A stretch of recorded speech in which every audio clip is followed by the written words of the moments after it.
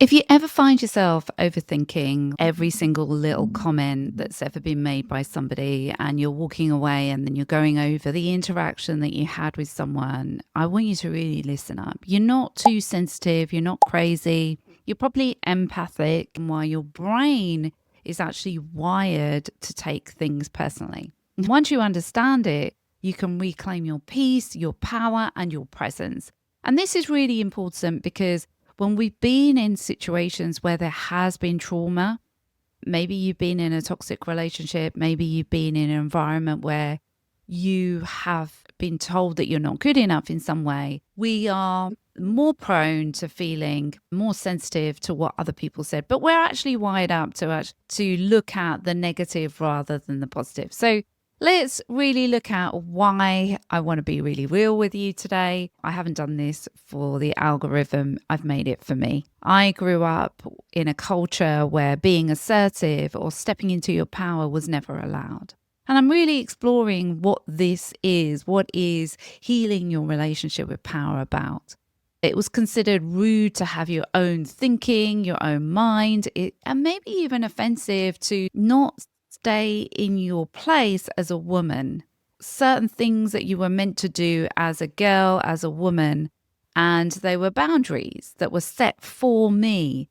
And those boundaries that were set, I set within myself for survival. And that's what we do. We're all really clever if we learn from a young age that if you're going to get accused of being bad or too talkative or someone that's too strong, too bold, or has their own thinking, then you're going to be seen as negative, like you're not innocent in some way. So let's fast forward to my early 20s. I started thinking for myself and I didn't want to have an arranged marriage. I was thinking, what is wrong with me? Why can't I just do it? I didn't feel like I was strong enough to be able to have an arranged marriage, to be with someone that I didn't really even know. And what I realized was I started, even though I was worried about what other people were thinking about me, I had this strong inner guidance system that just wouldn't let me do things that weren't authentically right. And here's when I had a real teaching moment. I remember I was sitting down on the train and I was really umming and ahhing. Should I have this arranged marriage to somebody I don't really even know properly? And what should I do? And I was on the tube in London and I remember thinking in my mind, if there is a God, tell me, should I get married or not? And in that instant, someone that was really drunk, maybe homeless kind of looking, sat down next to me and started speaking really loudly. Don't ever get married. Don't ever get married, in this drunk voice. And I was thinking to myself, wow, that was so quick as an answer. And I had enough in understanding to know that that was the universe at that age, even though I hadn't done half the work that I've been doing now, that I knew that this is a sign, this is coming from the universe, that actually I shouldn't move forward with this and I should take heed of it. But at that age as well, I was so vulnerable to taking things personally. I really cared about what people thought of me. Especially in your 20s, you think you have to be a certain way. You have to look cool in those days. And you want to try and fit in with other people. It was really a lot of pressure. You want to look right. You want to be right. You want to succeed in certain ways. And I took things personally. And taking things personally isn't about emotional intelligence because I had the empathy. And it's not about boundaries either. It's really about survival. It's a survival habit where if you've grown up in an environment or you've been in an environment where there was elements of you having to be in a certain way, and let's be honest here, all of us have had to try and fit in at some point or another, unless you have been brought up in an environment where you've been openly told you don't have to be like everybody else. You want to be unique. You want to know what your unique skills are. You need to be yourself. We have a survival habit that keeps us in a loop of drama, insecurity, disempowerment, because we're trying to be like everybody else. We're trying to fit in. And that trying to fit in actually is disempowering. It's actually making our relationship with power skewed. We have to question. Now, questioning is so incredible. Questioning is the way that we can get to our subconscious mind. We all have a conscious mind. My conscious mind is thinking and we're talking and I've got an idea of what I want to say to you. So that's my conscious mind. But then there's also the subconscious mind that normally takes over most of our life. When we're learning a skill, we're consciously having to think about it. We're consciously learning how to drive, or we're consciously doing something. But then we get to a point where we are doing some of those movements subconsciously. We rely 95% of the time on our subconscious mind. We're going through life basically repeating things that we've already learned, done it over and over again, and it's a habit. We have so many habits. So what we want to do is actually question our subconscious, question the habits that we've created, question the stories that we've been telling ourselves about ourselves, like, I'm not good enough as I am, as I truly am. 90% of emotional pain comes from not what was said, but the meaning that we assigned to it. For instance, it's the meaning not being picked up and cuddled when I was younger. Maybe I'm not good enough. I'm not worthy of being loved. And then I've carried that around with me, that assumption that I'm not good enough to be loved. We need to question those boundaries and question those assumptions through questioning our subconscious mind. Now, questions are the key. So say if I'm not good enough, you could ask yourself the question, I wonder why I am so good. I'm so good at doing things. I'm good enough to do everything. How is it that I'm good at doing this? So think about something that you really want in your life right now.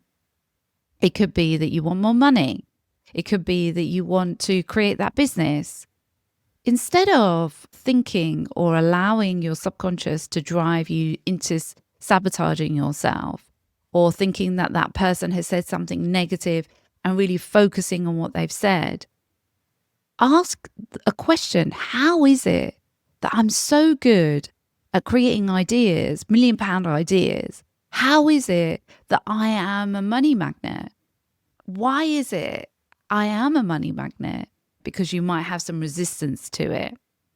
So one way of getting or using affirmations is asking it in a question. You're stopping the subconscious mind resisting and fighting you internally. So we're taking that fight out. The second thing we need to know is boundaries. We need to know what is ours to carry. Other people's triggers are not your truth. So, for instance, there's always going to be some comment that you're going to get. If you put yourself out there and you create a YouTube video or you create a podcast, somebody might come up and give you some feedback that is something like, it really hurt me when you mentioned this. But the truth of the matter is, it's their trigger. They might be a bit more aggressive about it, like, wow, you look so silly with those round glasses. Who are you, Harry Potter? Or something like that. Now, I could take that on me and think, oh my gosh, I need to get rid of this. I will never do another video again, blah, blah, blah. And one of the things that sometimes can tell us of what it is that we should do is when we actually get some feedback from someone that is toxic, that is negative. Because someone that is trying to hold you back from actually knowing your own value will be more aggressive when you're doing something that exposes your value. For instance, when I first did my first TikTok, I got a message from my ex teasing me and telling me I looked not very good. And that in a very aggressive and mean way. And I remember I could have taken it personally, but it made me realize, wow, if he wants me not to do this, this is probably something that I should do, because he wouldn't be trying to stop me from doing something where my value is. So you have to notice that sometimes it's the other person's issue that they're putting on you, and it's not your truth. So it's not about you. You can release it. You can actually say, it's not about me. They're getting triggered and I don't control others. I only have responsibility to myself, and I'm going to be responsible for me. They want to stop me. They want to have power over me on what I should and shouldn't do. But I want to empower myself. So have the power within me to do what it is that I want to express.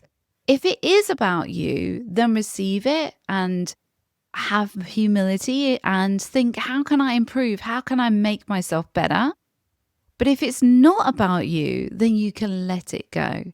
So the first thing is we've got to question the story. So we question the subconscious. The second thing is looking at the boundaries. Is it me? Is it mine to carry? Just question that. The third area is self-worth. We need to build inner security.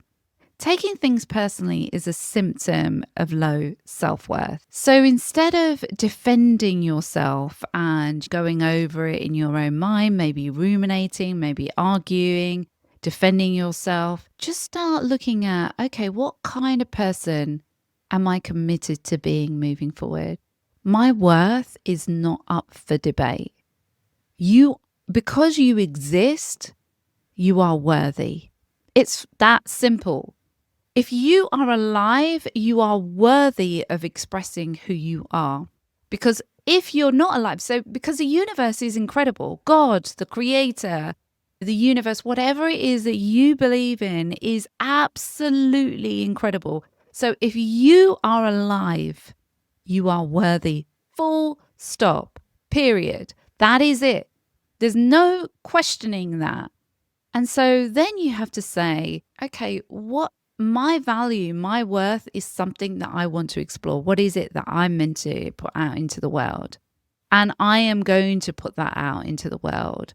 And if someone gives me feedback, my worth isn't up for debate. I'm not taking that. And start doing things that actually help you heal your self-worth.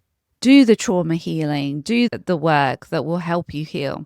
Now, if it is something that you want to do, if you want to actually heal your self-worth so that you get that identity shift, then book in a one-to-one session with me. Some people have been asking me how to do that. Is you can look into my link tree. You can find my link tree in the description and then click on that and you can book in a one-to-one session with me. Now, the people who thrive spiritually, emotionally, financially are the ones that have mastered the art of non-reactivity. Not because they're numb, but because they're deeply rooted in understanding that everything is energy. They have like this mastery around understanding energy. You don't have to defend yourself. You just need to know who you are, what you're about.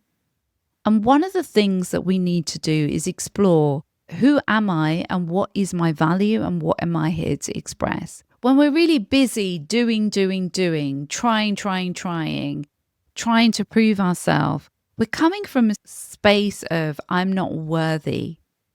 But when you know who you are and you're steeped in your self-worth, you can come from a space of I'm worth being here. I know who I am.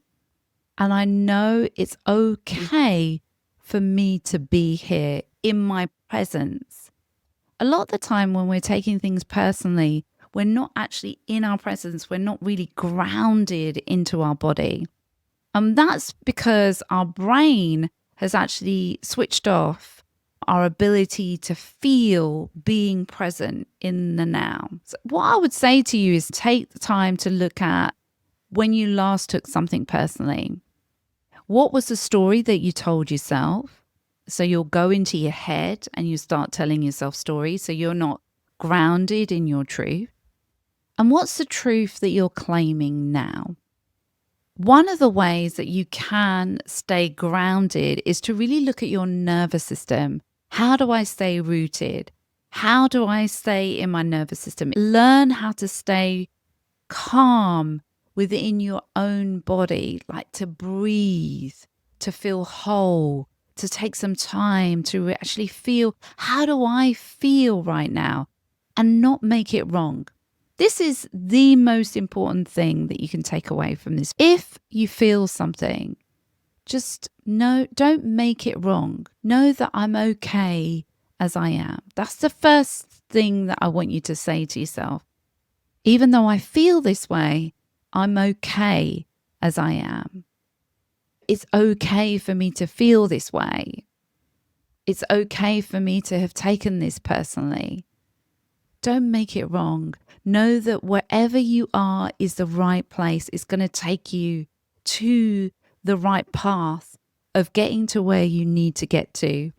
All roads lead us back to God, the creator, to the universe, to knowing who you are and the power that is within you.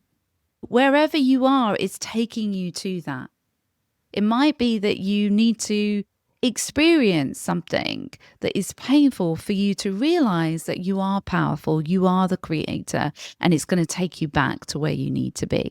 If this helped you in any way, please do subscribe, like, share. Know that you are worthy. And please comment below, what story do you tell yourself when you take something personally? Let's share and tell yourself that from now on, you're going to question that story. Sending you so much love. Till next time.